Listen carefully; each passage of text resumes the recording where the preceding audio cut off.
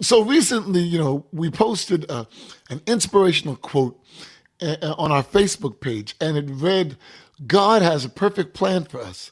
He never does it all at once, just step by step, because he wants to teach us to walk by faith, not by sight.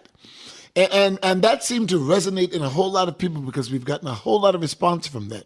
And I think the reason why it resonates in so many people is because we need to be reassured from time to time that we're not in a confusing and disorderly life that's thrown together day by day, but that God has a direct and specific plan, and it includes the good and the bad. It includes the hurt and the healing, the happy and the sad, the joy and the sorrow.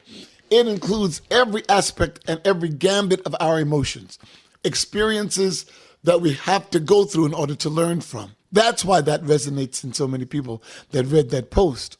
And it reminds us that in order to increase our faith, we've got to put what he said into our practical lives and see it work. We've got to remember the word of God and his promises and put them to our everyday problems. And a whole lot of people responded, like Ella Harris, who commented and she said, I can't see it, but I must believe. Honestly, today I'm struggling with believing. Well, Ella, thank you so much for your transparency. And sometimes we have to struggle with some things in order to see God work. So, Ella, don't worry about it. The light afflictions that you're having in this present time are not worthy to be compared with what God's going to show you and do in you. Some things have to be walked out.